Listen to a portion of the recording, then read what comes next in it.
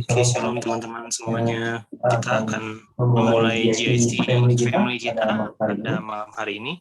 Mari saya ajak kita semua untuk mempersiapkan hati kita. Kita akan memulai ibadah GIC malam hari ini. Saya minta yang bertugas Cie ini. Oh, belum datang ya Cie ini ya.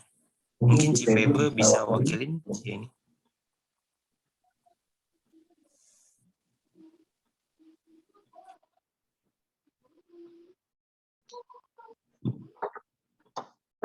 Belum on.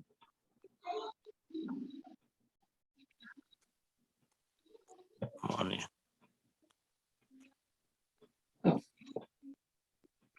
Oke. Baik, kalau gitu saya langsung saja. Mari sama-sama teman-teman kita berdoa. Bapak yang baik, terima kasih.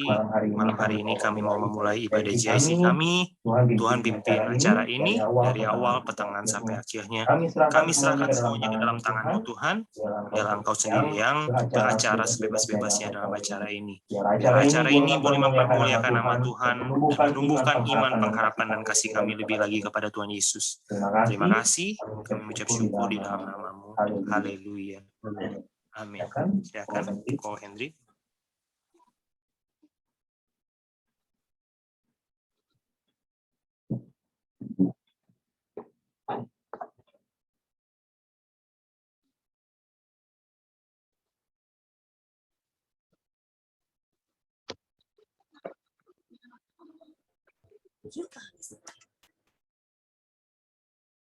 Sebentar.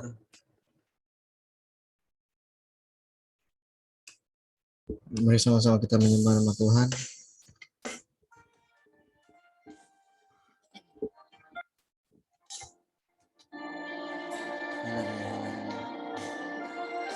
Kami percaya Tuhan, Kau Allah yang selalu ada bagi kami. Kau Allah yang selalu membuka jalan bagi setiap kami, Yesus. Haleluya Tuhan.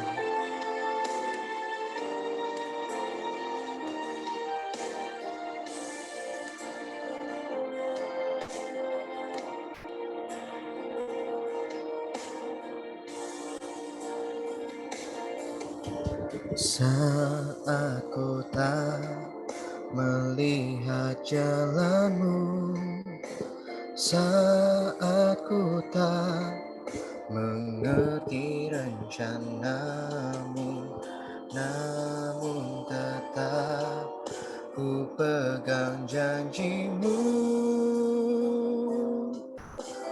Pengharapanku hanya padamu. Hati saat ku tak melihat jalan-Mu, saat ku tak mengerti rencana-Mu, namun tetap ku pegang janji-Mu. Pengharapanku hanya padamu. Sama-sama katakan, hatiku percaya, hatiku percaya, hatiku percaya, selalu ku percaya,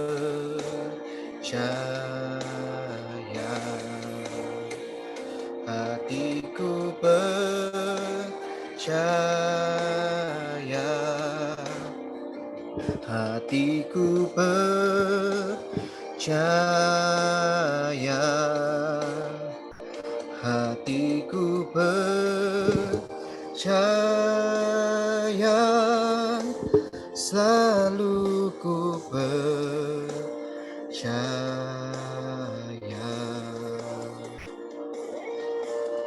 Haleluya Yesus. Mari sama-sama kita sembah Dia. Kami percaya Tuhan, Engkau sungguh baik Yesus.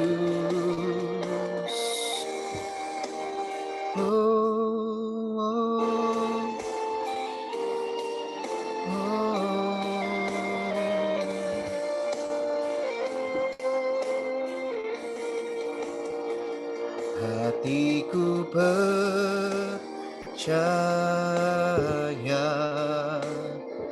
hatiku percaya,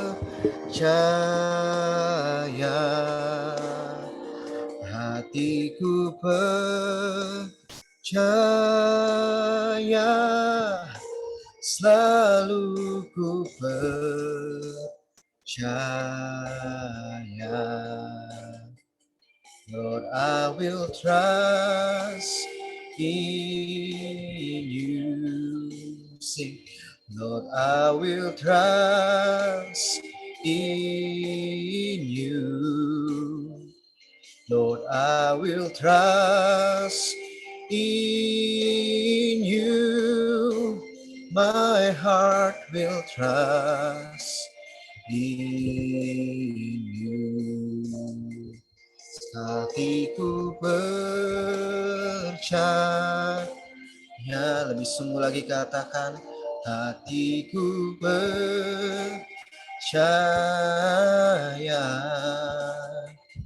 hatiku percaya,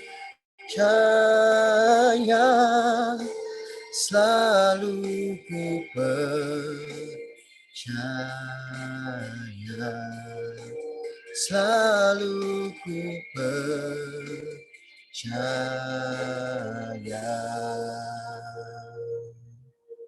Terima kasih Yesus.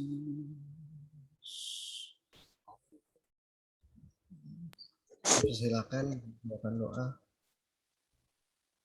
Oke, silakan Ci Santi untuk buka di dalam doa karena Ci Iva nggak ada. Mari sama-sama kita berdoa. Tuhan Yesus, terima kasih buat malam hari ini kami boleh kembali berkumpul bersama.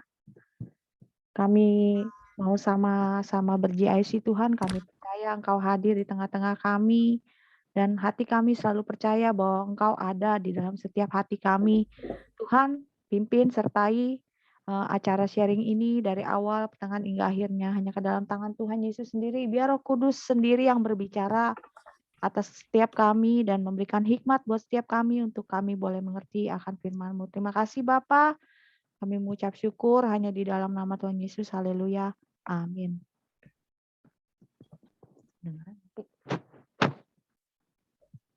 Shalom semuanya.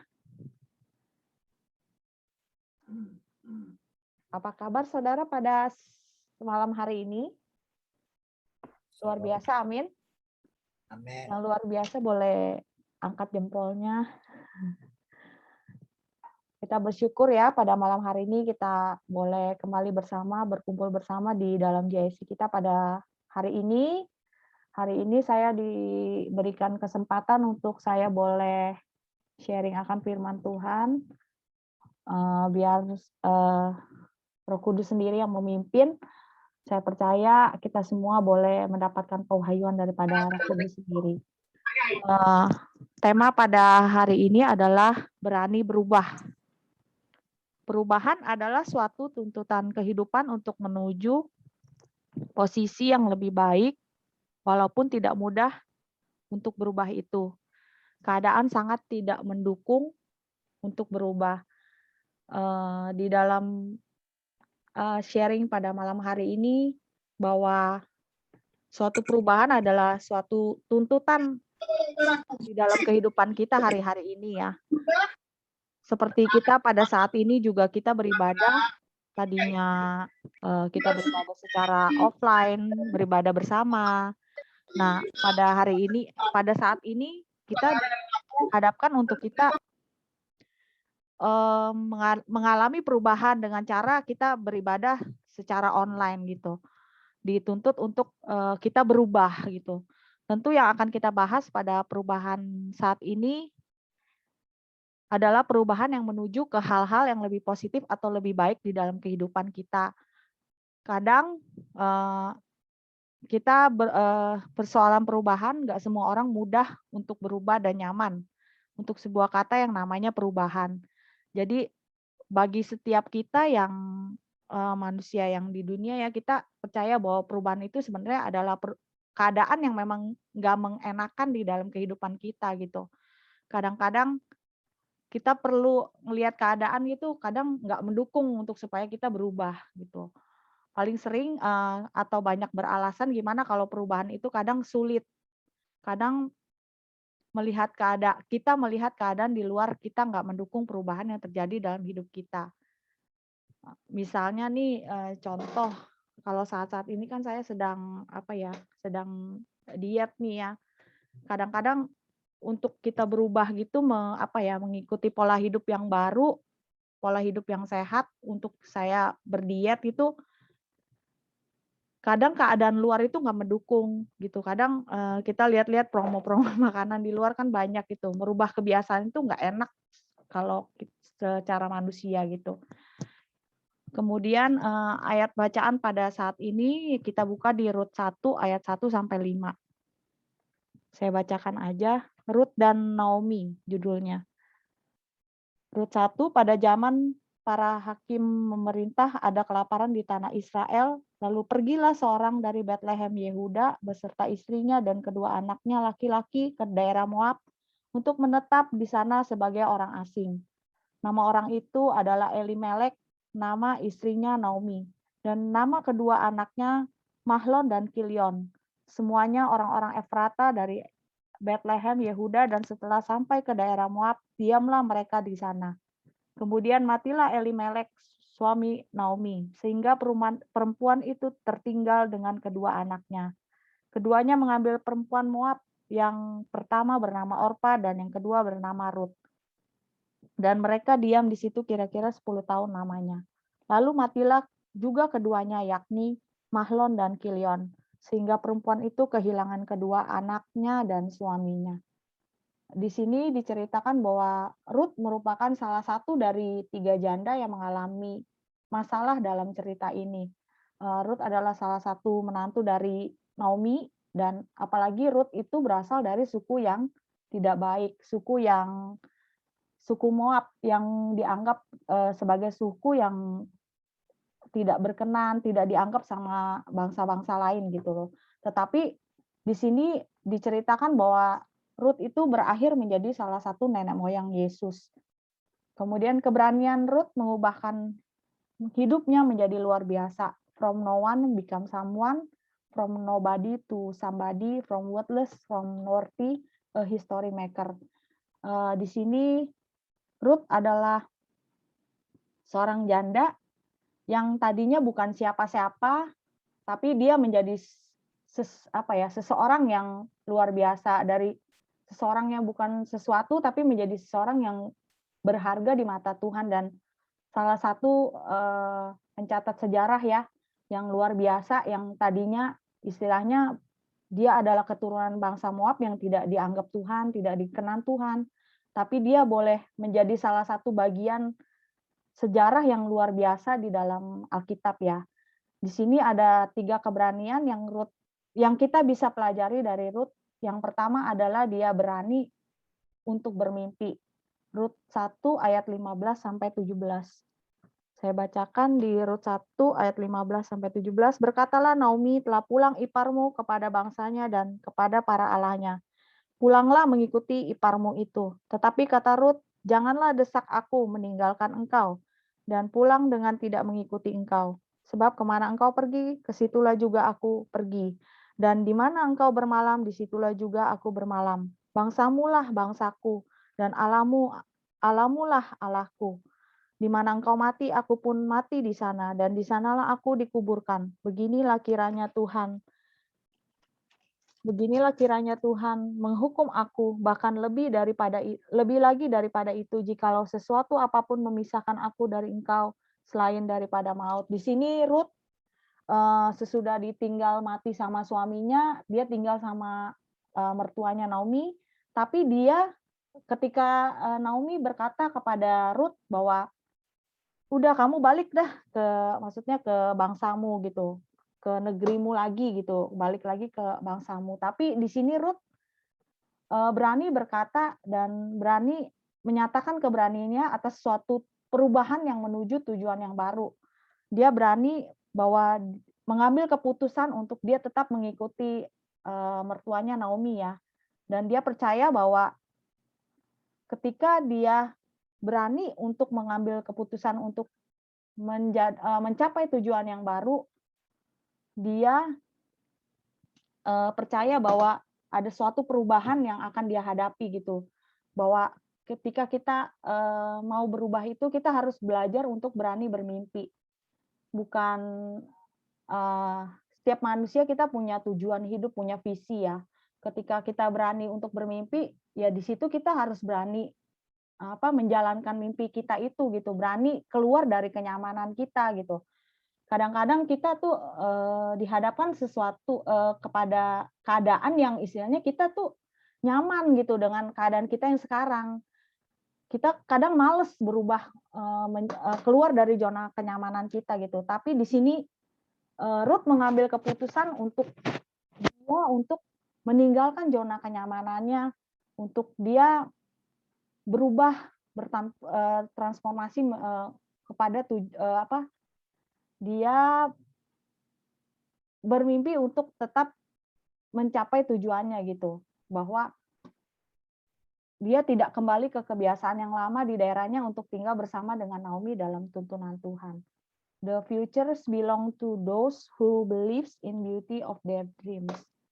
Jadi Ruth itu berfokus pada tujuannya, untuk dia berani bermimpi bahwa dia pasti akan mengalami transformasi atau perubahan. Yang kedua, berani untuk membayar harga. Rut 2 ayat 7 di sini dikatakan, tadi ia berkata, izinkanlah kiranya aku memungut dan mengumpulkan jelai dari antara berkas-bekas jelai ini di belakang penyabit-penyabit. Begitulah ia datang dan terus sibuk dari pagi sampai sekarang, dan seketika itu pun ia tidak berhenti. Di sini yang kedua, keberanian yang diambil, yang kita bisa pelajari dari Ruth adalah berani untuk membayar harga. Ruth tidak berpangku tangan dan bergantung pada Naomi, tapi Ruth bekerja keras untuk merubah kehidupannya. Ya, jadi kita nih, setiap kita kan pasti punya tujuan, punya mimpi, punya visi, pengen seperti apa. Misalnya yang sakit pengen sembuh, yang bekerja pengen menjadi orang yang sukses, menjadi orang yang mungkin punya kedudukannya tinggi, punya diberkati gitu kan. Orang yang istilahnya seperti saya mau diet, saya mau menjadi kurus, ya itu saya juga harus berani gitu, berani berubah gitu, merubah kebiasaan-kebiasaan saya yang lama. Saya harus berani juga bayar harga untuk tidak makan makanan yang istilahnya mengganggu kesehatan saya juga gitu. Jadi di sini dikatakan bahwa Ruth berani untuk bermimpi gitu, berani untuk mengambil keputusan membayar harga untuk mencapai apa yang menjadi impiannya di dalam kehidupannya. Jadi untuk setiap kita, bukannya kita menjadi orang yang biasa-biasa, kita diciptakan Tuhan tuh luar biasa. Tinggal kitanya aja yang mau berani nggak membayar harga untuk kita boleh mencapai impian itu. Misalnya kehidupan kita, contohnya kalau kehidupan kita juga, setiap manusia kan pasti punya punya misalnya kayak yang merindukan pemulihan gitu. Misalnya seperti saya dulu, saya rindu pemulihan gitu, bahwa saya mau menjadi orang yang lebih baik di dalam Tuhan gitu. Dari saya yang bukan siapa-siapa, saya mengambil keputusan bahwa saya mau merubah kehidupan saya gitu, menjadi kehidupan yang lebih baik, mengenal Tuhan. Dan itu kita juga harus berani bayar harga, istilahnya kita merubah kebiasaan-kebiasaan yang tadi. Yang pertama, kebiasaan-kebiasaan yang kita yang jelek, kebiasaan-kebiasaan kita yang istilahnya suka berbuat dosa, berbuat yang tidak baik, tidak sesuai dengan firman. Tapi kita juga untuk berubah itu kita juga berani bayar harga, istilahnya kita meninggalkan segala yang tidak baik itu untuk kita boleh mengenal Tuhan lebih dalam lagi gitu. Itu sih yang ketiga, berani untuk menunggu. Passion is not simply the ability to wait, but it's how we behave while we are waiting. Jadi yang ketiga, Ruth mengajarkan kita untuk kita berani untuk menunggu. Ketika kita semua punya tujuan, kita semua sudah membayar harga di dalam setiap apa yang kita lakukan, di sini juga Tuhan bukannya serta-merta merubah mentransformasi kita menjadi dengan secara instan, tapi Tuhan mau kita tuh berproses.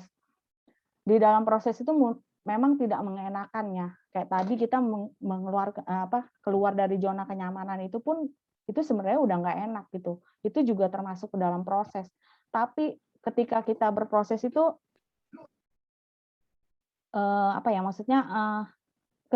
kita butuh kesabaran gitu di dalam proses itu. Butuh komitmen, butuh kedisiplinan untuk kita di dalam proses itu gimana sih sikap kita gitu selama kita menunggu janji-janjinya Tuhan gitu.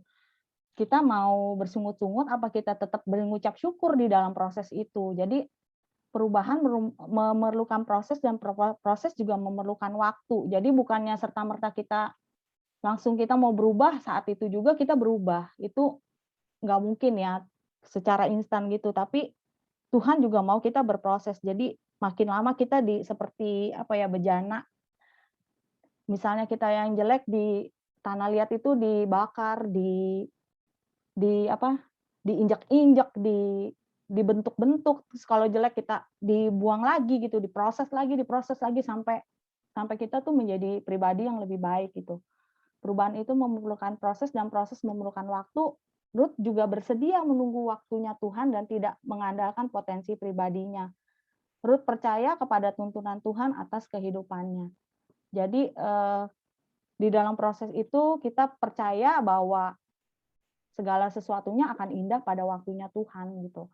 Jadi ketika sikap kita di dalam proses itu juga menentukan seberapa lama kita berproses menjadi pribadi yang lebih baik dan lebih bagus di dalam pandangan Tuhan. Selama kita hidup kita tetap berproses gitu. Tapi kita percaya waktunya Tuhan itu adalah waktu yang terbaik. Dan kalau kita flashback ke belakang, oh iya ya, saya dulu seperti ini loh, yang istilahnya penuh dengan dosa, penuh dengan hal-hal yang nggak baik. Tapi ketika kita berproses, kita percaya bahwa Tuhan itu membuat kita tuh menjadi makin lama makin lebih baik lagi di dalam Tuhan. Dan kita percaya bahwa Tuhan itu adalah Tuhan yang setia, dan kita percaya ada janji Tuhan yang sudah Tuhan siapkan buat kita, bahwa rancangan Tuhan itu adalah rancangan yang terbaik, rancangan yang penuh damai sejahtera. Di dalam proses itu kita cuman percaya, kita cuman menjalankan yang menjadi bagian kita, dan kita percaya bahwa Tuhan akan membentuk kita sebagai pribadi yang jauh lebih baik.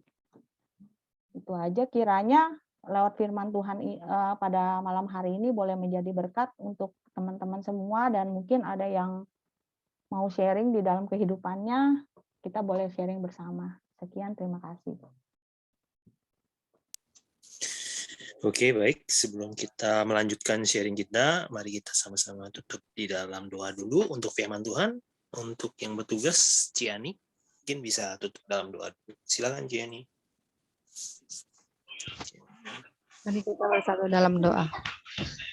Bapa yang baik, Bapa dalam nama Tuhan Yesus, terima kasih Tuhan buat sharing firman malam hari ini ya Tuhan, untuk GST kami.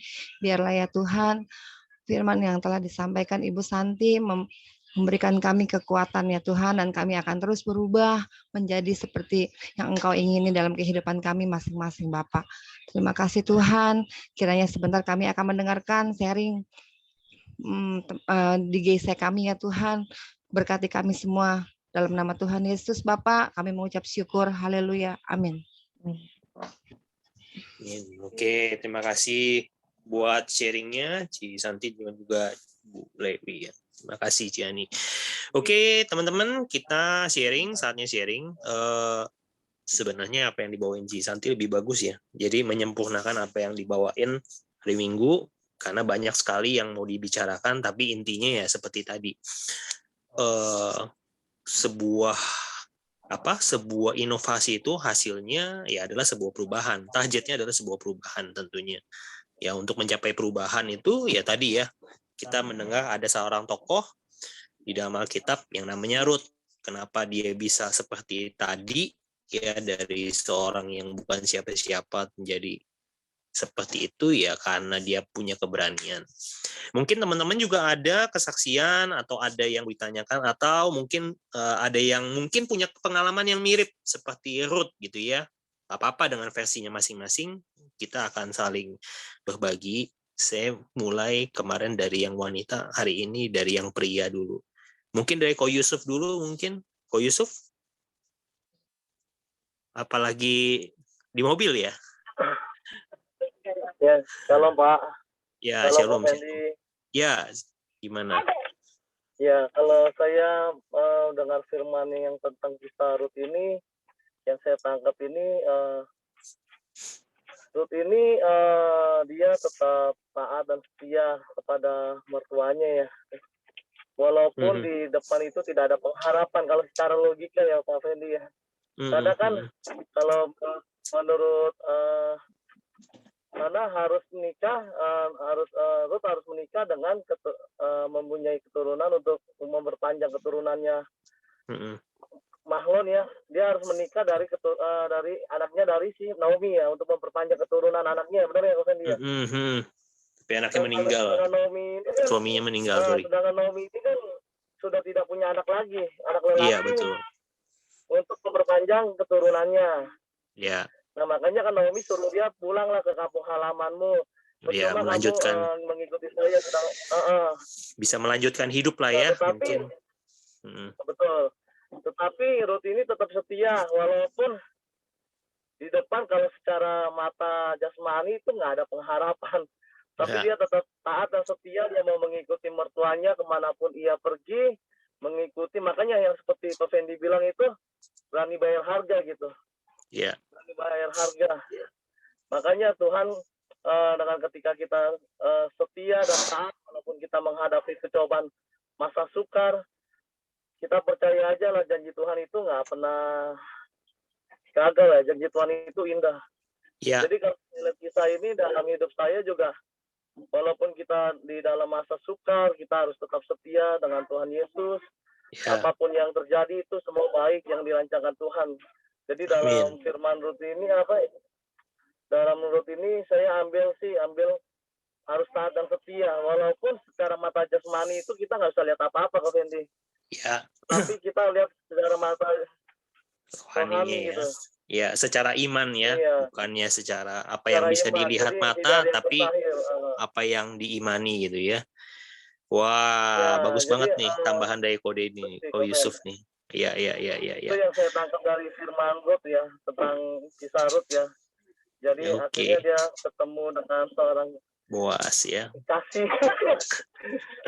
Ya, lanjut lagi. Siap. Oke, terima kasih Ko Yusuf ya. Ini cepat sembuh juga ya buat ini si Samuel. Ya. Oke, terima kasih Ko Yusuf sudah memperlengkapi apa yang diterima tadi dari firman-Nya. Oke, saya beralih ke Pak Santo mungkin. Pak Santo, habis ini siap-siap Bu Yeni. Pak Santo bisa di-unmute. Mungkin Pak Santo ada mana Pak Santo ya? Halo, semuanya. Jelas nggak ya? Oh iya, shalom. Sip. Oke, silakan Ko Santo. Mungkin ada dari pengalamannya, mungkin apa yang dapat dari khotbah hari Minggu, ada yang mungkin pernah dialami oleh Ko Santo gitu, mengalami perubahan seperti Ruth gitu. Kalau saya pelajari dari hambanya yang sampaikan mengenai tentang perubahan Ruth, itu hampir mirip dengan kepribadian saya ya. Jadi ketika kita mau berubah, itu dari pribadi dengan yang dikatakan Dedi tadi, dengan iman kita pribadi sendiri. Jadi mau nggak kita berubah gitu loh, dalam arti perubahan menjadi baik. Bapak Gembala pernah mengatakan kalau perubahan dari karakter kita menjadi baik, itulah berkat yang akan diberikan kepada kita. Kalau saya pelajari dari Ruth ini adalah merupakan suatu perubahan pribadi seseorang. Ya. Ya. Yang saya mungkin ini saya abaikan saja dulu. Saya mungkin beralih kepada pertanyaan. Silakan, Pastor Charlton udah di belakang soalnya. Ya, saya. Ini selalu ini bikin masalah nih orang ini. Saya senang bertanya saya. Oke, silakan. Kalau pertama pertanyaan saya gini. Kalau seperti Daud saja yang diurapi Tuhan aja bisa mengalami hal yang namanya pergumulan itu, kan kita tahu Daud pernah berzina, ya kan, dan dia meminta ampun kepada Tuhan dan kemudian kembali ke jalan Tuhan, dan Tuhan mengampuninya dan sampai sekarang menjadi di mata Tuhan yang mulia. Nah, pertanyaan saya, ketika kita mengalami hal seperti itu, ya, maukah Tuhan mengampuni? Itu satu pertanyaan saya. Dan dengan catatan tidak mau mengulanginya lagi seperti Daud. Itu satu yang saya tanya. Dan kedua pertanyaan saya gini, kalau tadi ini tentang perubahan pribadi Ruth, saya mau bertanya dengan perubahan pribadi seseorang, artinya orang lain. Jadi kita bisa merubah diri kita, perubahan dengan baik dengan iman kita, dengan ya tadi dikatakan punya tujuan, artinya mimpi, ya kan, harga, membayar harga, bahkan menunggu waktunya Tuhan. Seringkali orang sulit sekali untuk menunggu waktunya Tuhan karena dia pengen cepat, instan gitu ya. Nah, pertanyaan saya begini, kita ingin seseorang itu, orang lain maksudnya, mau berubah dengan dalam keadaan yang perubahan yang menjadi lebih baik, bahkan mungkin kalau kita diberkati, dia pun harus diberkati. Kepingin kita seperti itu, ya kan? Caranya bagaimana supaya kalau dia tidak bisa dengan pribadinya sendiri, tapi keinginan pribadi kita, maunya orang itu berubah dengan baik seperti yang kita alami. Gitu. Oke. Itu aja sih pertanyaan saya. Saya simplifikasi ya, mungkin ya pertanyaan dari Kosanto mungkin. Pertanyaan dari Kosanto mungkin yang pertama, apakah kalau kita melakukan kesalahan seperti tadi ya pribadi Daud, apakah Tuhan masih berkenan dan mau mengampuni kita gitu ya, Kosanto ya, pertanyaan pertama. Dan pertanyaan kedua, bagaimana merubah karakter orang lewat orang lain ya, bukan dari dirinya sendiri kan, maksudnya kan? Ya, oke. Ya, silakan pastornya, hambanya, Pastor Charlton. Ya, Tuhan pasti ngampunin lah. Itu mau jawabannya simple. Tuhan pasti ngampunin. Itu mau udah. Karena naturnya Tuhan memang kasih ya. Jadi karena memang dirinya itu kasih dan nggak bisa terpisah dari yang namanya kasih itu, jadi pasti diampunin. Konsep yang harus diingat adalah Tuhan itu cinta pribadi manusia, tapi Tuhan benci dosa. Jadi memang keinginan Tuhan itu untuk mengampuni dosa kita gitu. Dan tentunya dengan sebuah harapan bahwa bahwa si manusianya itu nggak akan mengulangi perbuatannya lagi gitu. Dan makanya dosa itu, pengampunan dosa itu selalu diikuti dengan konsekuensi. Jadi ada konsekuensi yang harus dijalani gitu. Nah, konsekuensi itu yang akhirnya menciptakan satu efek, namanya efek jera itu kan, efek tobat itu, efek jera, kapok gitu. Jadi kalau ditanya Pak Santo, apakah kalau orang dosa seperti yang dialami oleh si Daud, apakah akan diampuni oleh Tuhan? Jawabannya pasti diampuni, Pak Santo. Tapi ya memang komitmennya itu harus dia harus bertobat dan tidak mengulangi perbuatannya lagi gitu. Seperti Daud kan dia minta ampun sama Tuhan. Nah kalau pertanyaan yang kedua, orang bagaimana kalau kita menginginkan perubahan dari orang, ya kita doa sama pribadi yang menciptakan orang itu, Pak Susanto. Jadi memang nggak ada kuasa lain yang mampu membuat dia berubah selain kuasa dari siapa yang menciptakan pribadi itu. Nah, kalau bagaimana cara yang bisa kita lakukan untuk membantu ya, untuk membantu mempercepat perubahan dari orang itu, nggak bisa dengan perkataan, nggak bisa dengan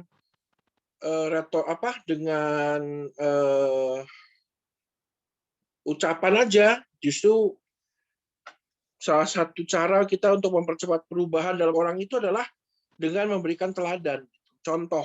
Jadi kita jadi contoh yang benar buat orang itu, dan kita tunjukkan itu tidak dalam rangka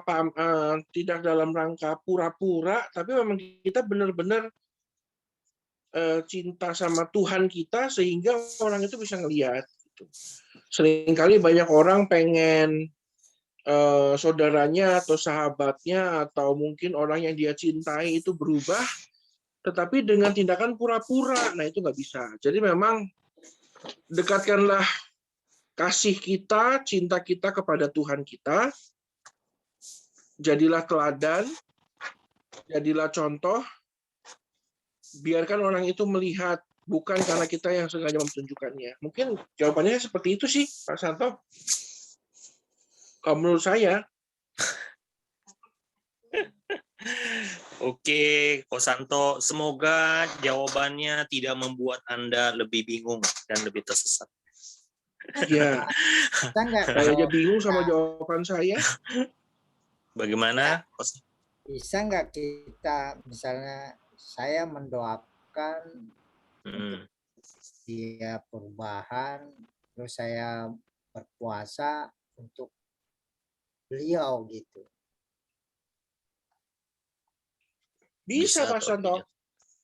Bisa Pak Santo. Cuman gini loh, Pak Santo doain dia, doanya baik ya, saya yakin. Ya. Ini kandungan doanya bagus, kalimatnya bagus. Pak Santo puasa sampai kurus kering gitu. Tapi waktu Pak Santo melakukan sesuatu, justru melanggar apa yang Pak Santo inginkan terjadi dalam hidup dia gitu. Nggak bisa. Malah efeknya negatif. Jadi dalam kehidupan kita berwarga negara dengan Tuhan itu yang diperlukan itu justru action, Pak Santo. Action. Kita tuh doa, puasa, tapi nggak action ya nggak ada gunanya juga. Misalnya kita itu mau kayak ini contohnya. Pernah dengar ceritanya kan bahwa satu kota itu pengen hujan. Lalu mereka sepakat kumpul di alun-alun kota setiap sore jam 5 doa bareng-bareng. Oh, sampai di situ mereka semua orang tua, orang muda, cewek, cowok semua doa sama Tuhan. Oh Tuhan, hujan. Ini kota udah 3 tahun nggak hujan, minta hujan. Nah, ada satu anak yang lihat aneh, kok aneh ya? Nah, besokannya waktu doa jam 5 itu, anak ini bawa payung. Dia bawa payung, dia doa tapi dia bawa payung. Diomelin lah sama orang-orang sekampungnya itu, sekotanya. Kamu ngapain bawa payung? Orang kering kerontang begini. Loh, bukannya kita doa minta hujan. Kalau kita doa minta hujan, maka kita harus percaya setelah kita berdoa turun hujan. Saya bawa payung, saya percaya habis saya doa turun hujan. Orang-orang kotanya itu, orang-orang tua bilang, kamu ngimpi lah. Udah 3 tahun nggak hujan. Akhirnya anak itu bilang, loh, imanmu om, imanku. Gitu. Jadi dia doalah, Tuhan, aku udah bawa payung. Kalau memang hari ini mau hujan, Tuhan hujan, saya udah siap biar nggak kehujanan. Begitu dia selesai doa, didengerin sama orang-orang kampung yang lagi doa ngetawain anak ini, Tuhan kirim hujan lebat, yang lain kebasahan, malu, anak ini bawa payung. Gitu. Jadi di saat yang lain hanya doa, puasa, nungging, telentang, tengkurap, nungging. Dia bawa payung. Tuhan jawab doa dia. Itu Pak Santo. Jadi yang dibutuhkan itu dalam kerajaan Allah bukan ya kita actionnya mungkin menurut Pak Santo action saya doa Pak. Ya harus sinkronkan antara doamu dengan kelakuanmu gitu. Supaya waktu ketemu dengan pribadi itu, orang itu melihat bahwa doamu, puasamu, dengan karaktermu dan sikapmu sinkron. Oh iya, dia orang ini baik, rajin ibadah, rajin doa, rajin puasa, dan memang kelakuannya benar. Kan pernah tuh ada orang yang, ya contohnya anggota DPR lah, kalau ngomong baik, diundang di TV, tapi pulang korupsi lagi. Itu kan nggak benar. Jadi perlu, Pak, perlu yang namanya sinkronitas itu. Jadi action itu lebih penting daripada semua. Bahkan menurut saya itu orang yang nggak suka doa yang gimana, karena menurut saya kita doa pun Tuhan tahu gitu loh. Tuhan tahu apa yang mau kita doakan, Tuhan tahu apa yang kita omongin. Justru yang Tuhan mau itu kehidupan kita yang menghidupi doa kita itu. Kalau memang kita ya kayak Cisanti lah, Cisanti mau kurus, terus dia diet, beneran nggak makan nggak makan tepung, nggak makan nasi, dan sudah terbukti kemarin ke pesta sama saya beneran nggak makan tepung, nggak makan nasi. Saya menikmati, beliau tidak. Itu namanya action, nggak cuma ngomong doang, tapi action. Jadinya kurus. Cisanti tetap kurus, dan terus kurus. Saya makin gemuk dan terus gemuk. Itu namanya action, Pak. Gitu, Pak Santo. Semoga Anda tidak makin bingung. Karena Anda muka bingung. Papa, di sini semoga apa yang diungkapkan oleh Pastor Charlton bisa memperlengkapi ya, bisa memperkaya juga apa yang tadi menjadi awalnya pertanyaan. Memang nggak bisa sepenuhnya langsung kita cerna mungkin ya. Kadang-kadang kita perlu ngalamin, kita perlu sebuah proses tadi. Jadi ada hal-hal tertentu memang kita belum bisa mengerti saat sekarang ini sepenuhnya gitu. Tapi nanti satu saat ketika kita sudah melihat ya, nanti mungkin kita sudah menjalani proses, kita udah sampai di ujung finish line. Ketika kita nengok ke belakang, kita tahu gitu, Tuhan tuh memang luar biasa lah, merancangan masterpiece yang luar biasa. Oke, saya beralih dulu nih, masih ada banyak yang lain yang belum punya kesempatan bicara. Mungkin tadi Cieni bisa di-unmute. Cieni. Halo. Ya, gimana? Aduh, saya bingung nih. Oh, bingung mulu setiap minggu. Iya, saya bingung terus nih. Kalau bingung pegangan, Ci. Mungkin lebih ke berani berubah kali ya. Ya, berarti kan agak ke karakter ya.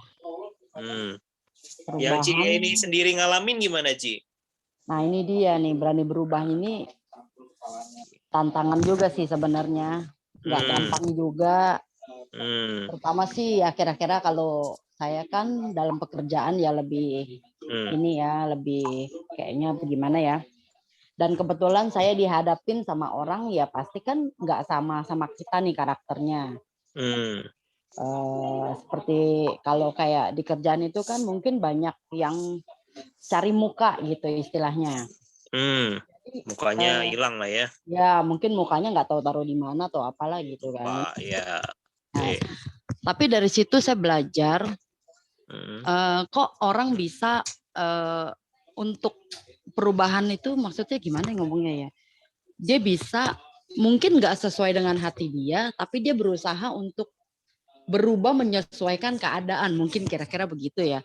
Oke.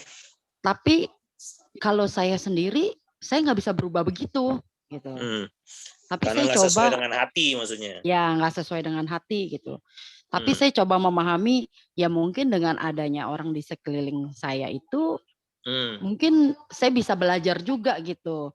Mungkin ya ini yang dinamain mungkin ya salah satunya keluar dari zona nyaman, atau perubahan yang ya pelan-pelan kita harus lebih paham ya, maksudnya mungkin dengan keadaan gitu. Gimana ya ngomongnya, Pak Pen, saya agak kurang ini ya kalau ngomong gini ya. Kira-kira sih begitu sih. Gitu. Ya. Oke. Ya. Sudah, Ci? Udah itu aja. Oke. Ya, maksudnya Ci ini mungkin tadi nyontohin perubahan di kantor ya, mungkin di area kantor. Mungkin ada orang-orang yang punya kebiasaan yang mungkin dalam tanda petik kurang begitu baik, mungkin ya, mungkin ada yang suka tukang ngomongin pimpinan gitu, ngomongin bosnya, atau mungkin ada yang kebiasaan make uang tapi ngelapornya beda, kan begitu ya, ada yang kayak gitu, macam-macam ya, macam-macam lah ya, mungkin kebiasaan-kebiasaan yang mereka lakukan lah di kantor gitu. Kadang apa yang timbul di kulit sama apa yang di dalam nggak sama kan gitu kan. Sama. Jadi orang itu seperti seakan-akan kayak bunglon lah ya, berusaha menyesuaikan ke sana ke sini, tapi padahal bukan jati dirinya kan. Kalau kita ngelakuin itu kayaknya sepertinya ini bukan gue deh kayaknya gitu ya. Iya, saya sering juga gitu. Ya, itu memang sebuah tantangan sih. Jadi kalau kita hidup sebagai tadi ya, sebagai anak terang gitu, kita punya visi, kita punya mimpi, kita punya tujuan, kita mau berubah ke arah yang baik, selalu ada tantangannya gitu. Intinya adalah tadi itu yang di yang kedua itu apa? Kita mau nggak bayar harga gitu. Kita punya mimpi, kita punya cita-cita, kita punya tujuan, kita pengen gitu jadi anak Tuhan, kita pengen seturut dengan firman. Masalahnya ada hal yang kedua gitu. Kamu berani nggak bayar harga gitu. Tuhan itu kan selalu begitu kan. Kalau kamu mau ikut aku, Tuhan Yesus pernah ngomong begini ke murid-muridnya. Kalau kamu mau ikut aku, kamu harus setiap hari menyangkal diri, memikul salib, dan ikutlah aku. Itu ngomongan Tuhan Yesus loh. Jadi artinya kalau kita nggak bisa melakukan apa yang dikatakan Yesus itu sebenarnya kita udah failed. Jadi udah prasyarat pertama aja, syarat pertama tuh udah gagal gitu. Nah itu sesuatu yang saya renungin setiap hari, dan perkataan Tuhan Yesus itu bukannya kita anggap, oh saya sudah jadi hamba Tuhan nih selama, oh saya sudah di HK selama berapa tahun. Itu belum tentu sebuah jaminan bahwa saya tuh sudah baik. Setiap hari saya melihat bahwa oh saya masih banyak loh, saya masih sering gagal mengendalikan emosi saya sering gagal kadang-kadang ikut arus ya, kalau kayak Cieni bilang ikut arus secara tidak langsung gitu.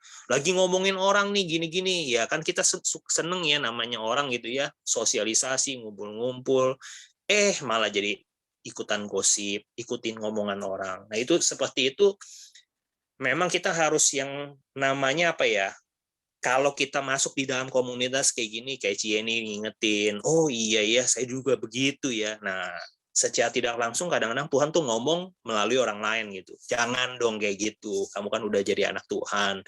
Jangan suka ngibah, kalau orang bilang gitu ya. Kalau Pastor Charlton bilang ya jangan duduk di kumpulan pencemooh gitu. Ya seperti itu sih. Ya kurang lebih seperti itulah. Ya jadi tantangan itu selalu ada Cieni. Jadi menurut saya memang apa yang dikerjakan oleh Cieni itu adalah sebuah hal yang lumrah ya buat semua anak Tuhan mengalami hal yang sama. Cuman mungkin rupa-rupanya aja beda-beda. Tapi buat saya apa yang Cieni kerjakan itu adalah sebuah tanda Cieni sedang melawan arus gitu. Jadi jangan pernah aneh gitu ya. Kok aneh ya, gue sendiri aneh gitu ya. Banyak orang malah bilang bukannya orang yang cari muka, kayaknya Cieni nih yang cari muka nih. Sok suci lah, sok alim lah, gini-gini gitu kan. Kadang-kadang suka digituin ya, suka diledek-ledekin gitu ya. Lu udah kayak pendeta aja gitu kan. Omongan lu kayak ini tinggi gitu. Tapi buat saya secara pribadi itu adalah sebuah tantangan. Makin kita ikut Tuhan itu seharusnya semakin kita bisa memperlihatkan the true identity of Christ gitu. Jadi bukan kita lagi, ya kan Paulus pernah ngomong begini, hidupku bukan aku lagi, tapi Kristus yang hidup di dalam aku.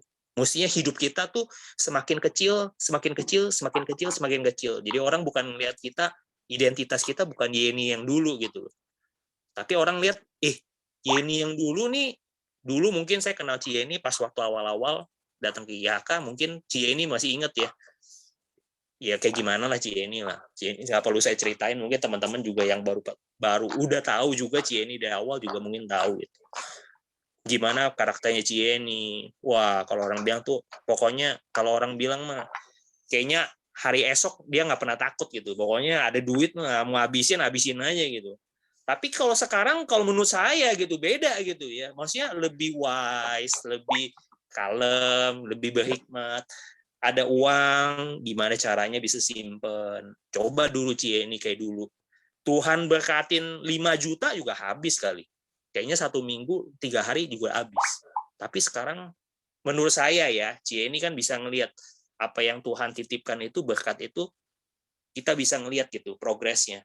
Ketika seseorang berubah karakternya, ketika seseorang tuh punya karakter lebih baik seperti Kristus, menguasai diri, tidak apa sih isinya, tidak gerasa gerusu. Tuhan mempercayakan berkat-berkat orang dewasa. Itu benar kata Pak Paulus bilang gitu. Seberapa besar berkat yang kita terima adalah sebesar perubahan karakter kita. Ya, jadi menurut saya Yeni sudah on progress yang luar biasa. Jadi kalau ada tantangan-tantangan kecil di dunia pekerjaan, ya jangan terlalu kecil hati ya. Tetap on track lah. Seperti itu Yeni. Oke. Yeni sudah, ada Febe nih. Febe apa kuning rambut atau apa ya? Kayaknya rambutnya beda saya. Cetar ya, rambutnya cetar ini. Iya, Febe silakan. Febe nih yang paling banyak nih cerita-cerita masa lalu. Kira-kira perubah. Ya. Silakan Ci. Lewat aja kok. Lewat. Rambut bagus-bagus. Lewat. Dia lagi ditinggal kekasih hatinya, jadi agak-agak galau gimana gitu. Memang bingung mau ngomongin apa jadinya. Hah? Iya. Oke, Ciani mungkin. Ciani, halo. Ya, Pak, salam. Iya, silakan. Apa ya, Pak? Tentang perubahan Ciani. Mungkin yang dulu Ciani gimana, sekarang Ciani gimana gitu. Relasinya aja tadi seperti tadi kayak Ruth gitu loh. Dia punya tujuan, dia berani bayar harga, dia sabar. Nah, kayak Ciani ngalamin nggak kayak gitu tuh, kayak si Ruth? Ngalamin sih Pak ya. Waktu kemarin-kemarin tuh biarpun kayaknya gimana ya, saya sih doa saat teduh. Sebelum kejadian suami masuk ICU tuh ya Pak ya. Tetaplah saya mah ikutin taat juga sama Tuhan, ikut baca firman. Tapi setelah beraktivitas langsung tuh bertanduk Pak. Wah, berubah. Iya berubah kayak gitu. Terus yang pas kejadian suami masuk ICU, saya benar-benar merasa gimana ya, jujur waktu dia sakit tuh saya merasa beban, maksudnya menganggap itu benar-benar kayaknya ini orang jadi beban gitu. Kenapa sih Tuhan nggak panggil aja gitu, saya sih jujur di sini. Nah terus udah gitu mungkin kalau saya nggak ngerasain ditinggal masuk ICU, mungkin sampai hari ini saya nggak pernah berubah Pak. Saya menganggap gitu. Iya, jadi saya menganggap waktu itu merasa gimana ya, saya bisa hidup lah tanpa suami gitu kan, karena kan ada anak-anak gitu kan. Nah terus ya itu yang bapaknya masuk rumah sakit, masuk ICU, saya bener-bener merasa bahwa wah gimana ya, terpukul banget, terus merasa takut kehilangan, kayak gitulah. Nah jadi saya bener-bener berjanji sama Tuhan. Tuhan saya mau berubah, saya minta ampun atau kembaliin suami saya. Oke. Saya benar, maksudnya saya berubah benar-benar. Kalau saya udah berjanji sama Tuhan itu, saya nggak berani main-main ya Pak. Jadi Ya, tuh betul. saya Kayak ibarat nazar lah ya, gitu ya, iya, mungkin ya. jadi benar-benar dah saya udah nggak mau mikirin yang inilah, pokoknya saya Tuhan jangan ambil dia sebelum saya menebus dosa berbakti gitu deh ya. Saya rawat dia gitu kan. Nah kalau Tuhan izin, kalau Tuhan itu ya kan saya bernasar lah. Kalau Tuhan kembaliin dia pulang sehat, saya ya akhirnya kan Tuhan izinin tuh kan dia pulang sehat.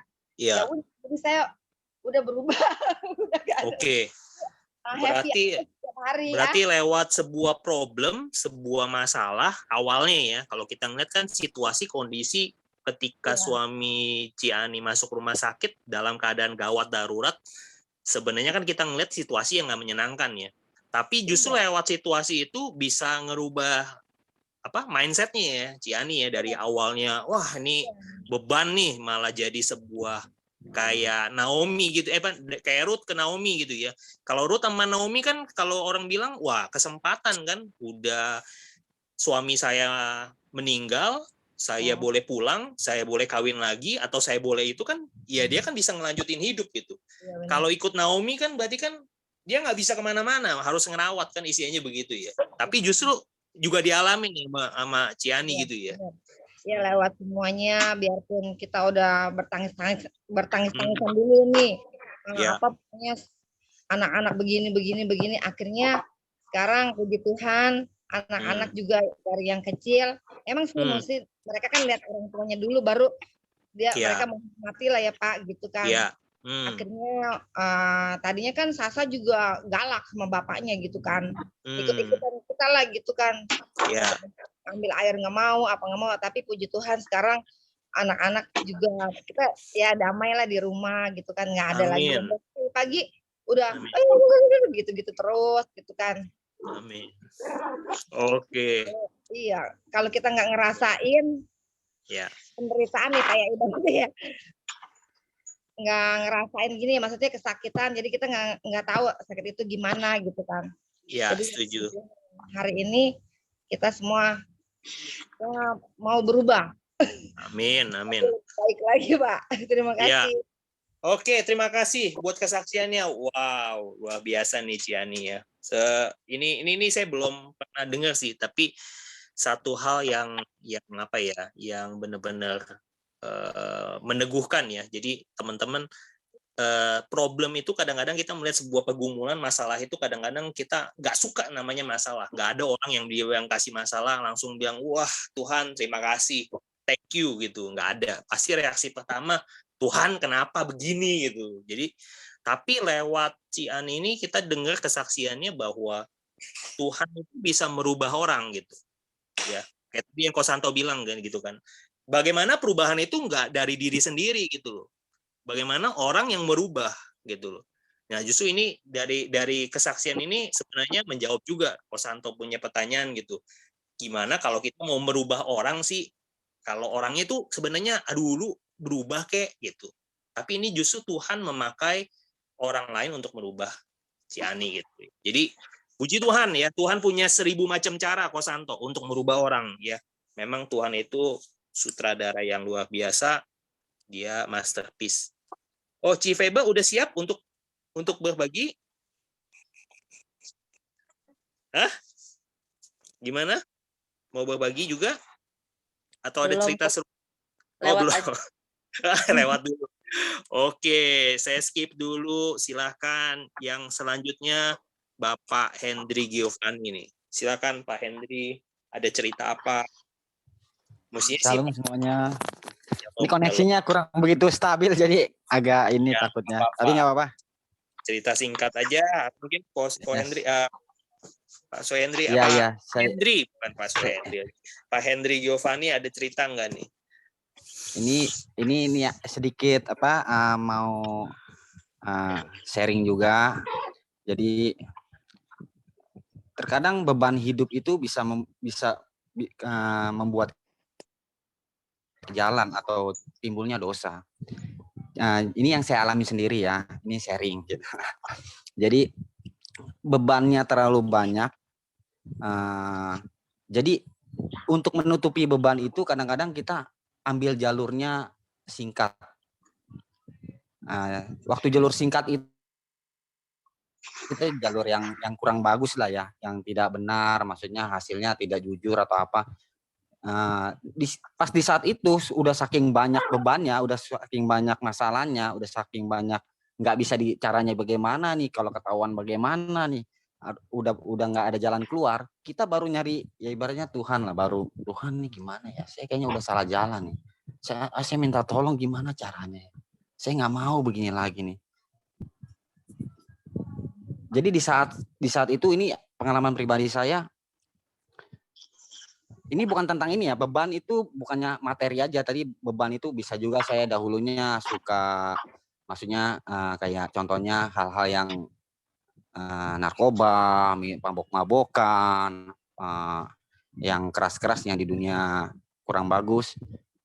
Saya itu dulunya juga pecandu narkoba, saya udah nggak kuat, gimana Tuhan, saya mau berubah, saya nggak bisa begini terus, hidup saya bisa hancur. Itu ini kita dalam hati. Cuman kan kalau ngomong sama orang nggak bakal ngeladenin, dah ini mau orang udah nggak ada harapan hidup, lu mah kata pasti begitu, kalau orang pasti begitu, terlalu menghakimi kita. Tapi saya ngobrol sama Tuhan, Tuhan tolong saya Tuhan. Ini dalam pribadi saya. Terus dan yang saya alami itu yaitu terkadang Tuhan itu punya jalannya sendiri, dan ini yang saya rasakan sekarang. Jadi kadang-kadang setruman itu juga penting juga sih buat saya. Jadi saya itu pergumulan saya ini yang ngebuat saya sekarang ini berubahnya drastis. Bisa mengubah saya banyak. Contoh, saya udah hilang narkoba. Saya hilang lagi mabok. Saya hilang lagi berbohong sama atasan saya tentang uang apa tetek bengek. Saya udah nggak berani lagi bohong. Saya nggak pokoknya hal-hal yang negatif. Di luar negatif itu saya nggak berani lakukan lagi. Bahkan ini ya terus terang saya masih rokok. Itu kalau setelah ngerokok itu kayaknya gimana ya, jadi kayak orang bingung, takut gimana ya, bingung. Makanya saya kemarin ngobrol juga sama WA sama Pak Paulus. Pak Paulus ini kok saya jadi aneh, apa rokok ini dosa atau enggak sih? Jadi kayak takut sendiri, kayak gimana ya, agak nggak bisa dijelasin. Jadi kalau kita habis merokok tuh biasanya kan dulu kan ya santai aja, nih kayak ada rasa gimana ya, kayak bingung, aneh, kayak ada rasa, iya kayak rasa khawatir atau rasa apa gitu. Cuman kalau saya kan juga kan nggak bisa, udah coba nih, saya coba nggak ngerokok gitu. Tapi ya itu nggak, tiba-tiba ya timbul, kalau kita mau coba berhenti ngerokok tiba-tiba tuh hawa emosinya tiba-tiba bisa naik begitu ya. Saya juga nggak ngerti kenapa. Jadi agak sedikit tensinya naik, emosinya. Terus abis emosi baru saya tepuk lagi di dalam hati, kok begini ya, kenapa itu? Akhirnya cara ini saya mau minta bantuan teman-teman juga, doanya supaya saya bisa ngerokok, saya berhenti ngerokok. Bisa ngerokok. Gitu. Oh tadi ya bisa berhenti mohon. Tapi yang saya terima dari hal yang tadi itu, saya bersyukurnya sekarang saya udah jauh berubah dibandingkan yang dulunya. Mungkin kalau paman saya tahu lah saya lah ya. Kalau Om Lewi itu kan paman saya, yang Bu Ani juga sama, tante saya, dia juga tahu lah bagaimana hidup saya dahulunya seperti apa. Saya banyak berubah, udah dulu nggak ada ketenangan loh, nggak ada tenang jiwa atau kedamaian, ada sukacita di dalam hati ya. Tapi semenjak makin lama makin dekat sama Tuhan itu nggak ada lagi kayak dulu itu, rasa takut, rasa gelisah. Kadang-kadang kita udah tahuan bohong, dituduh bohong, wah caranya gimana nih supaya gue menang nih, supaya nggak ketahuan. Akhirnya kita yang lebih galak, padahal kita tahu kita bohong. Kalau sekarang nggak berani. Ya saya terima kasih juga sama teman-teman Yaka, sudah banyak membantu, sudah welcome sama saya, membuka diri, saya diterima, terima kasih, itu aja sih. Oke, terima kasih Pak Hendri buat sharingnya ya, sharing kesaksian kehidupan. Tapi saran saya, kalau saya ditanya, Pak boleh merokok nggak? Kalau saya ya pribadi ya, semakin banyak merokok itu semakin bagus sih Pak. Kalau saya ya ditanya pribadi. Setuju. Ya, semakin Anda ngerokok semakin banyak itu semakin bagus. Kenapa? Kalau ditanya, kenapa Pak kok mendukung orang ngerokok? Karena menurut saya semakin kita banyak merokok, semakin cepat juga kita akan berjumpa dengan pencipta kita. Gitu. Betul. Saya Jadi itu setuju. sih. Jadi kalau Pak Paulus kan ditanya, Pak, merokok itu ada nggak ayatnya di Alkitab? Pasti Pak Paulus bilang tidak akan ada. Larangan merokok itu hanya di pompa bensin. Jadi menurut saya merokok itu boleh. Menurut saya loh Boleh ya, ya? tapi Iya. ini disclaimer on gitu. Tapi menurut saya semakin banyak Anda merokok, semakin cepat Anda bertemu dengan Sang Pencipta gitu. Jadi ya kalau kita sayang sama anak istri kita masih mau melihat anak kita menikah, kita masih mau melihat cucu kita, menurut saya ya tinggal dipilih saja gitu. Kalau kita maunya, saya mau cepet-cepet ketemu sama Tuhan Yesus, saya mau cepet-cepet rumah saya diselesain, ya semakin banyak merokok itu semakin bagus, Pak. Nah, kalau mau tahu caranya gimana biar cepat berhenti merokok itu, waktu udah dinyalain, dibalik, Pak. Aduh. Yang apinya dimasukin sini ya gitu ya. Itu juga. Cepat itu. Enggak, tapi saya udah ini mengurangi ya. Tadinya kan bisa 2 bungkus satu hari. Tapi sekarang sudah mengurangi, cuman kan ada prosesnya. Maksud saya dalam proses ini. Itu bagian dari proses, Pak. Setuju, Pak. Seperti tadi dibilang, banyak orang sudah menetapkan tujuan, sudah berhasil di tahap pertama, sudah berhasil juga di tahap kedua, dia sudah mulai bergerak, tapi banyak orang gagal di tahap ketiga. Kenapa saya bilang ada root itu berani untuk bersabar atau menanti. Banyak orang itu, anak Tuhan itu kegagalan di tahap ketiga. Mereka sudah menetapkan ikut Tuhan, mereka sudah mau berani bayar harga, tapi mereka gagal untuk menantikan Tuhan, menantikan waktunya Tuhan. Contoh, ya mungkin kita kenal sama satu pribadi yang namanya Raja Saul. Raja Saul itu raja yang udah memenuhi panggilan Tuhan. Dia menjadi raja pertama orang Israel, dia ditunjuk, dia berkenan di hati Tuhan, dia diurapi Samuel, dan lain sebagainya. Tapi kenapa dia di dalam silsilah, kenapa jadi kerajaannya pindah ke Daud? Kalau saya temuin cuma satu, dia cuma masalahnya nggak sabaran aja. Menurut saya ya, self-control-nya kurang gitu. Dia merasa orang-orang di sekelilingnya menjadi ancaman. Dia merasa insecure sama dirinya sendiri. Dia nggak sabar gitu. Disuruh tunggu Samuel 7 hari, di hari ke-7, bukannya dia tunggu, dia bakar sendiri. Jadi menurut saya, memang sebuah proses yang terjadi dalam kehidupan kita, kita pun juga harus sabar. Sampai satu saat, waktunya ya, saya bilang ya mungkin Pak Hendri, ada satu kali kita akan enek lihat rokok. Mungkin istri saya juga tahu ya, keluarga saya, dari keluarga papa saya itu keluarga perokok semua. Termasuk papa saya sih sebenarnya dulu perokok. Tapi ketika saya masuk di dalam keluarga mama saya nggak menemukan keluarga mama saya, nggak ada satupun yang merokok. Aneh menurut saya. Jadi mixture keluarga saya tuh misteri banget.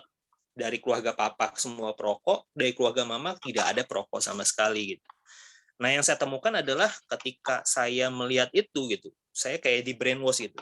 Masuk ke dalam keluarga mama saya kayak seperti menemukan sebuah komunitas bahwa rokok itu mengganggu kesehatan gitu. Rokok itu tidak ada hal yang baik gitu. Kalau dibilang cool, kelihatan keren, itu cuman kelihatannya aja. Tapi lebih banyak negatifnya karena kita buang uang, candu dan lain sebagainya gitu. Jadi ketika sama gitu, ketika Pak Hendri nanti atau siapapun yang menyaksikan ini mungkin ada yang kecanduan rokok atau kecanduan apapun, narkoba, kecanduan yang film porno dan lain sebagainya. Saran saya seperti ini. Jadi ketika kita masuk di dalam sebuah komunitas yang baru, komunitas yang membangun, komunitas positif, komunitas yang mencintai dan mengasihi Tuhan, sedikit banyak apa yang ditanamkan di dalam komunitas yang baru itu akan merusak hal-hal yang buruk gitu. Ya makanya saya bilang, kita juga nggak pernah memaksa orang tuh langsung diterima, langsung Pak Hendri kamu harus berubah ya, besok pokoknya 2 bungkus harus tidak boleh sama sekali. Enggak, menurut saya mau merokok aja silahkan. Menurut saya itu sebuah proses. Ada satu saatnya nanti Pak Hendri akan melihat rokok, melihat aja itu udah males deh, gue nggak mau. Nyiumnya aja tuh kayaknya ilfil.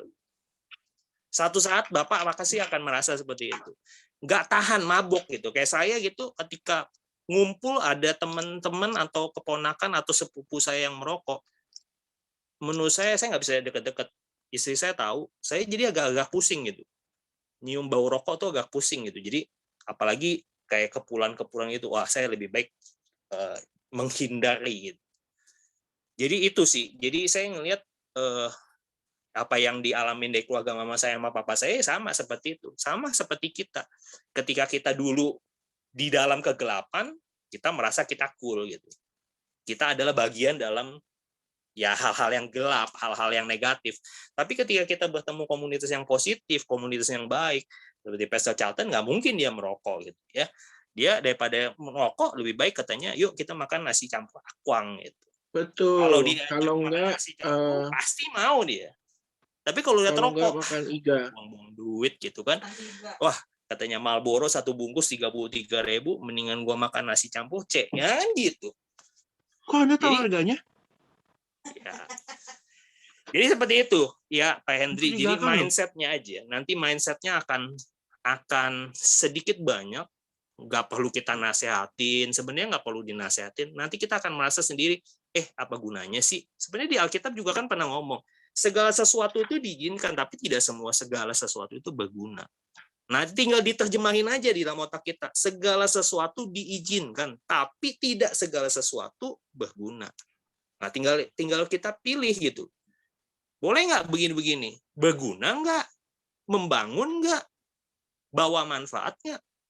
Kalau tidak banyak bawa manfaat, lebih banyak bawa kerugian, ya kamu pilih gitu. Tuhan itu kan selalu memberikan pilihan. Marilah kepadaku, hai kamu yang letih lesu dan beban berat. Dia kan nggak bilang, weh, lu mesti ikut gua. Enggak. Mau ikut ya monggo, nggak mau ikut ya silahkan. Ya, jadi saya harap Pak Hendri udah masuk di dalam komunitas positif, saya pikir nanti Pak Hendri nanti juga akan bisa memberikan influence. Orang juga akan melihat, ini bukan Hendri yang dulu nih, gitu. Bukan Hendri Giovanni yang dulu. Kan Pak Hendri sendiri bisa memberikan kesaksian. Artinya apa? Orang pasti kan juga menilai hal yang sama. Makin nanti Pak Hendri terhisap di dalam hal-hal yang positif, orang akan melihat 180 derajat bukan Pak Hendri lagi, gitu. Jangan 360 derajat ya, kalau muter lagi ya balik lagi gitu kan. 180 derajat itu kan berputar gitu, dari utara ke selatan, dari barat ke timur. Jadi muter gitu. Tinggalin. Ya, gitu ya Pak Hendri, terima kasih buat kesaksiannya. Terima kasih. Waktunya sudah. Jangan malu dengan merokokmu, Pak Hendri. Jangan malu dengan rokokmu. Malulah waktu engkau tak mampu berubah, itu malu. Tapi kalau merokok nggak usah malu. Iya, Pak. Terima kasih Pak Charlton. Masukannya bagus. Kalau menurut saya gini, saya nggak setuju dengan Pak Fendi ngomong bahwa nanti Pak Fendi akan sampai di satu fase di mana engkau akan benci rokok. Oh tidak, bukan. Engkau nanti kalau udah sampai kungfunya udah tinggi, engkau tahu itu enak, engkau cium itu asapnya masih nikmat, tapi kau memutuskan untuk tidak melakukannya lagi, itu engkau kungfunya udah tinggi, Pak. Oh iya. Berarti kungfu saya masih di bawah Pastor Charlton, itu aja. Oh, jelas. Jadi dia tuh udah di level 9, level 10, saya di level 6. Saya Samohung, kalau Pak Fendi baru Jetli. Saya udah Samohung. Oke. Jadi Pak Fendi nanti sudah duduk enak dengan orang-orang yang salah, ya. Tapi udah nggak tertarik. Saya kasih kesaksian. Saya megang proyek pembangkit listrik 300 kVA kali 3 ya di Indramayu. Saya pergilah ke Indramayu. Lalu seperti biasa ya, kalau kita pergi dengan orang proyek harus ngajak mereka makan dan minum. Mereka merokok, mereka minum-minum, terus ditanya, Pak Charlton ngerokok? Tidak, saya hamba Tuhan, Pak. Jadi saya kerja tapi saya hamba Tuhan juga. Jadi saya nggak merokok. Oke, Pak Charlton minum apa? Saya minum Pocari Sweat. Jadi mereka bir. Tiba-tiba ada satu orang gendut sipit Pocari Sweat. Dan saya tetap dengan keputusan saya itu tidak minum, tidak merokok, bukan karena saya nggak doyan, tapi saya memutuskan untuk tidak sama dengan mereka. Tapi saya duduk bersama dengan mereka. Kenapa? Karena disitulah Tuhan tempatkan saya. Jadi jangan malu dengan rokokmu, tapi malulah waktu engkau tidak mampu untuk berubah. Amin. Ya, segera naik level, Pak Henry yang dari level 2 dan 3 nanti bisa ke level 9 kayak Pak Charlton. Iya. Yang penting sering-sering ajak dia makan nasi campur akwang aja, pasti baik. Tenang, saya takdir Anda, Pak Henry. Anda jangan khawatir. Aduh, kacau ini.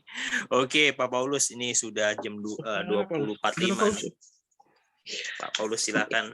Mungkin mau ditambahin. Oke, kawan-kawan, luar biasa diskusinya ya. Jadi saya ikut menikmati dan ya daripada saya baca, mendingan saya dengerin gitu ya. Luar biasa gitu ya. Nah, terima kasih untuk semuanya. Cuman sebelum saya memberikan closing statement ya, terutama saya ingat ada yang ulang tahun ya, Kohitem ya. Kohitem, Cieni, mana Cieni? Mana Kohitemnya? Coba dipanggilkan Kohitem apa sudah? Ya, selamat ulang tahun. Sudah jadi kau putih. Mana kau putih? Belum pulang Pak, lagi pergi sama cicinya. Waduh, belum pulang. Waduh lah, kok kamu ditinggal makan-makan sendiri, gimana nanti kalau dimakan cicinya? Ulang tahunnya kemarin Pak. Oh, ulang tahunnya kemarin. Ya, tapi nggak kemana-mana juga sih. Oke. Kita doa dulu yuk buat Kohitem, lalu kita juga berdoa buat Akyong ya. Akyong kan habis operasi ya. Jadi Akyong habis operasi cancer ya. Jadi operasinya bukan karena cancer, tapi operasi karena ada cancer di anusnya, lalu nggak bisa buang air besar sehingga dibikinkan saluran yang baru gitu ya. Nah, kita berdoa itu, mari kita tundukkan kepala. Haleluya. Tuhan, kami berdoa buat Kohitem yang kemarin ulang tahun. Kami bersama-sama mendukung dan memberkati Kohitem di dalam penambahan umur, pertambahan umur. Kami juga berdoa bertambah dan Tuhan, oh haleluya, terus berkati dengan kesehatan yang sempurna, juga berkat limpah, dan juga anugerah-Mu terus menaungi, dan Tuhan membuat Kohitem berhasil di dalam setiap apa yang dia kerjakan. Bersama dengan keluarganya, diberkati Tuhan dan menjadi saluran berkat. Terima kasih Tuhan, bahagia, sejahtera, umur panjang, tetap dipakai Tuhan dalam melayani dimanapun dia berada, dalam pekerjaannya, dalam keluarganya, dalam nama Yesus. Kami juga berdoa buat Akyong, habis operasi. Kami percaya Tuhan, biarlah kehendak-Mu yang jadi. Kami bawa dia dalam tangan Tuhan, Tuhan yang menciptakan dia. Ada sakit, yaitu kanker. Kami berdoa dalam nama Yesus, jamah dengan anugerah-Mu. Kami bersatu dengan iman kami demi nama Yesus Tuhan. Bilur-bilur Tuhan Yesus menyembuhkan dia dengan sempurna. Dan kami percaya Tuhan juga akan berikan kepada Akyong penambahan umur supaya dia bisa menyaksikan bahwa Tuhan Yesus adalah Tuhan yang baik. Tuhan Yesus, Tuhan memberikan kesempatan kepada dia karena Engkau memang yang Tuhan yang selalu membuat mujizat. Engkau sumber mujizat bagi kami semuanya. Berkati yang ada di rumah sakit ya Tuhan, dan semua biaya yang diperlukan. Terima kasih, dalam nama Yesus kami berdoa. Amin. Nah, saudara, jadi saya hanya mau nambahin ya tentang berani berubah itu ya. Perubahan itu sebenarnya kan satu proses ya. Kalau kita membaca Ibrani 12 ayat yang ke-11 dikatakan, memang tiap-tiap ganjaran itu pada waktu ia diberikan tidak mendatangkan sukacita, tetapi duka cita. Tapi kemudian ia menghasilkan buah kebenaran yang memberikan damai kepada mereka yang dilatih olehnya. Jadi proses itu seperti sebuah latihan gitu ya. Jadi kalau kita dilatih Tuhan, ya kita jangan protes. Hanya orang yang suka protes yang akan gagal di dalam latihan ya. Semua dilatih, iman dilatih, pengharapan dilatih, kasih dilatih ya. Jadi kalau kita mengalami prosesnya Tuhan, kita harus bersyukur karena kalau kita rela lalu dalam proses itu kita juga rela mengucap syukur ya, maka Tuhan itu, saya meminjam bahasa dari seberang ya. Tuhan itu mensegerakan. Ya, ini kan bahasanya orang seberang ya. Tuhan itu mensegerakan, apa yang disegerakan yaitu percepatan kemuliaan dan kemenangan itu jadi milik kita gitu ya. Tapi kalau kita itu bahasa Jawanya ngeyel, membangkang, lalu tidak mengucap syukur, bersungut-sungut, yang mengalami proses perubahan itu, ya kita tidak akan menjadi emas yang murni ya. Karena itu pesan saya sebagai penutup dari acara ini, saudara kalau diproses sama Tuhan jangan protes, ya. Saya sering memberikan nasihat sama Pastor Fendi untuk mengakhiri sebuah proses yang begitu amat sangat panjang, nurut saja sama Tuhan. Ya, saya tuh punya kebiasaan itu begini, doa saya itu begini, Tuhan tunjukkan kepadaku apa yang keliru, ya, dan aku mau membuat yang keliru itu jadi baik. Bersama dengan Tuhan aku pasti bisa, supaya prosesku tidak terlalu panjang, gitu ya. Nah, makanya saya jadi pendeta, jadi hamba Tuhan pun kan itu hasil daripada sebuah proses. Saya dulu enggak mau, karena saya mau jadi orang yang kaya raya gitu ya. Dan kalau bisa semua saya beli gitu ya. Tapi prosesnya Tuhan itu beda. Nah, dari orang yang kasar, lalu kemudian tadi kayak Yeni ya, ada juga perubahan ya.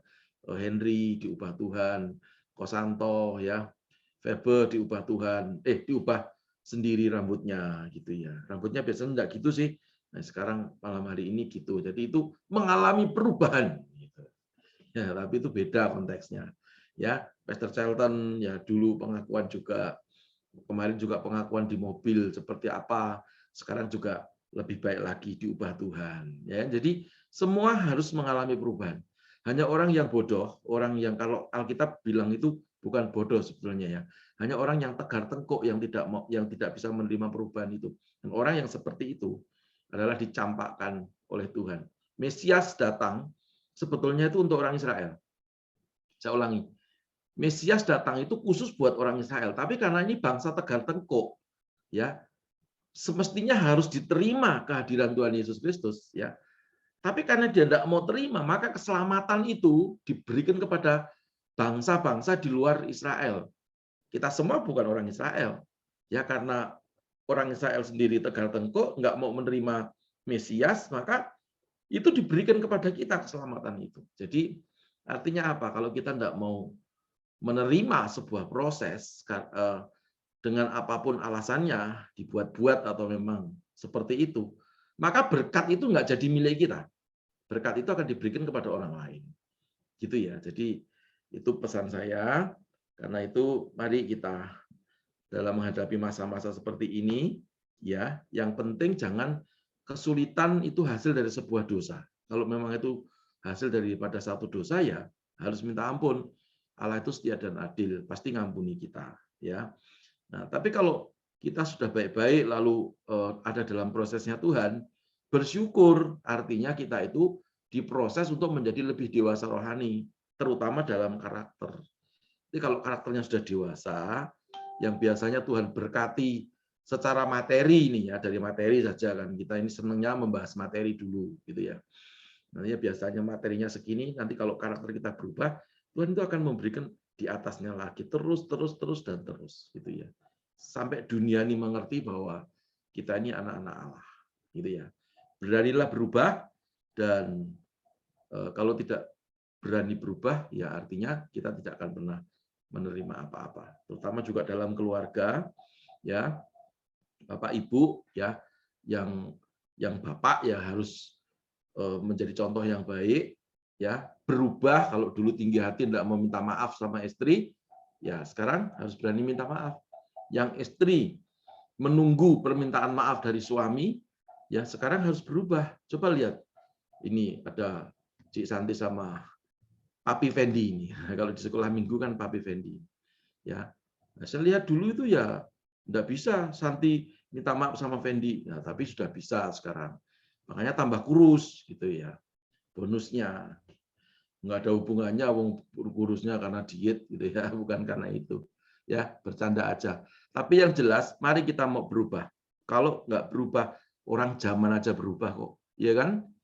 Zaman aja berubah kok kita enggak mau berubah. Tuhan saja berubah. Ya, kalau enggak berubah, enggak ada kitab perjanjian baru itu enggak ada. Enggak ada kehadiran Tuhan Yesus sebagai juru selamat itu enggak ada. Manusia akan mengenakan hukum Taurat dan itu letih lesu dan berbeban berat gitu ya. Tuhan saja berubah. Kita juga harus berubah. Hasil inovasi adalah perubahan dalam segala hal. Ya, dari yang tidak baik menjadi baik, dari yang baik menjadi amat baik, dari amat baik menjadi sempurna serupa dengan Kristus. Gitu. yang saya sampaikan. Dan kemarin tadi juga saya tanya sama Henry, ya karena saya punya satu kerinduan minggu kedua itu kalau bisa kita ibadah on-site ya. Tapi saya putuskan mundur, jadi mungkin kita minggu ketiga ya. Minggu ketiga karena minggu kedua kita masih mengamati karena ada laporan dari Semarang, dari Jawa Timur, dari beberapa tempat kasus sudah mulai agak naik gitu ya. Jadi ada klaster-klaster yang disinyalir itu dari klaster sekolah ya gitu. Jadi dulu ya kita masih nunggu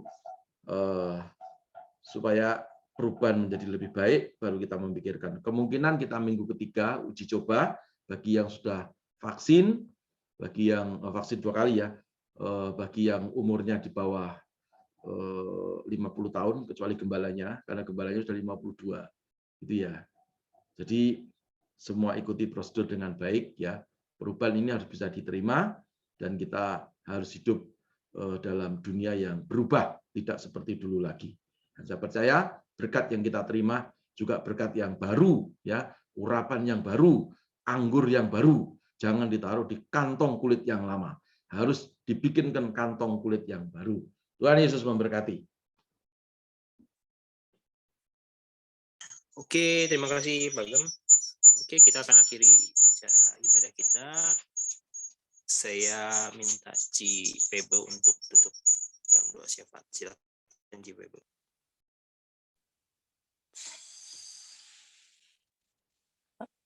Mari semua kita satukan hati, kita berdoa. Terima kasih Tuhan Yesus, kami mengucap syukur untuk ibadah GIC pada malam hari Tuhan. Engkau sudah menyertai kami, menuntun kami dari awal, pertengahan, sampai akhirnya Tuhan. Semua boleh berjalan dengan baik. Kami bersyukur, kami sudah mendengarkan Tuhan setiap pujian penyembahan dan juga mendengarkan firman dan juga sharing satu sama lain. Kami bersyukur Bapa, biarlah sharing yang kami dengar pada malam hari Tuhan boleh menjadikan kami semua Tuhan semakin setia, semakin taat kepada Tuhan, semakin mengerti di dalam kehidupan kami Tuhan apa maunya Tuhan di dalam hidup kami. Dan kami mau Tuhan menerima setiap proses yang terjadi dalam hidup kami, dan kami bisa menjalani, bisa melewati setiap proses yang Tuhan berikan dalam hidup kami, untuk kami lebih baik lagi dalam kehidupan kami, karakter kami, kehidupan kami, Tuhan boleh diubahkan menjadi lebih baik lagi. Terima kasih Tuhan, kami bersyukur, dan Tuhan memberkati yang sudah membawakan firman, Cisanti Tuhan, kiranya Tuhan juga menambahkan hikmat, pengertian kepada beliau Tuhan, sehingga semakin hari juga Tuhan semakin ubahkan dia lebih baik lagi Bapak. Terima kasih Tuhan, kami juga berdoa Tuhan untuk Bapak Gembala kami, Pak Paulus Eko Tuhan, kiranya Tuhan juga memberkati beliau Tuhan, memberkati kehidupannya, kesehatannya, pelayanannya, apapun yang dikerjakan Tuhan, Tuhan selalu menyertai, menuntun, memimpin, memberikan kuasa, memberikan mujizat di dalam setiap pelayanannya. Terima kasih Bapak, Engkau juga memberkati semua Tuhan, jemaat-jemaat IHK dimanapun mereka berada Tuhan saat ini. Bila ada yang sedang sakit, Tuhan juga sudah sembuhkan, yang lemah Tuhan kuatkan, yang beban berat Tuhan juga berikan kelegaan, dan juga berkati Tuhan gereja kami Tuhan, gereja IHK kami serahkan ke dalam tangan-Mu. Kau memberkati setiap apapun yang dibutuhkan, diperlukan oleh gereja kami, dan juga setiap cabang-cabang Tuhan yang ada di Bandung, di Bogor, di Mangga 2, Tuhan, dan juga AS Ministry dan juga IHK Internasional. Tuhan berkati semuanya Tuhan, biarlah setiap pelayanan gereja IHK boleh Tuhan ada kuasa, ada mujizat, membawa banyak jiwa untuk kemuliaan Tuhan. Tuhan juga berkati setiap kami Tuhan yang ada pada malam hari ini yang mengikuti GIC, kiranya Bapak Engkau juga memberkati kami satu persatu, keluarga kami, rumah tangga kami, pekerjaan kami Tuhan, pelayanan kami Tuhan berkati,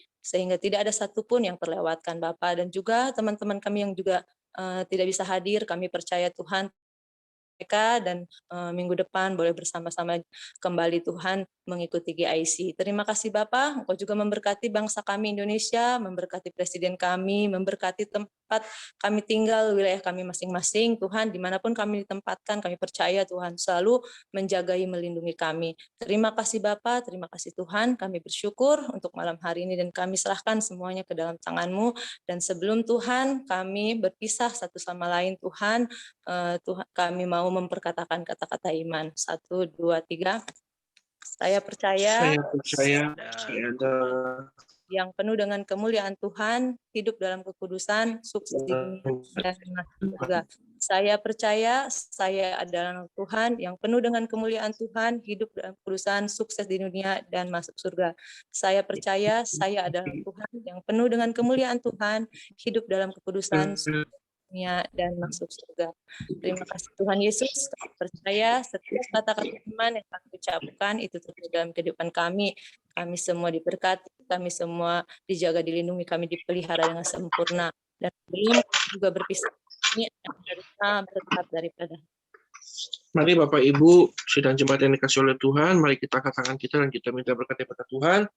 Kembalilah ke dalam kehidupan pribadi masing-masing dan bawalah penyertaan daripada Allah Bapa yang luar biasa, kasih yang sempurna daripada Tuhan kita Yesus Kristus, penyertaan daripada Roh Kudus, memimpin, memberikan hikmat untuk kehidupan kita mulai dari hari ini sampai saat Tuhan menjemput kita. Mari kita semua sedang berkati Tuhan, sama-sama kita katakan amin. Amin. Tuhan berkati, Tuhan berkati. Terima kasih semuanya. Tuhan Yesus Thank memberkati. you. Sampai jumpa minggu depan. God bless you. Yes. Amin, amin, amin. Salam semua. Terima kasih ini. Feb, tuh hilang Feb. San,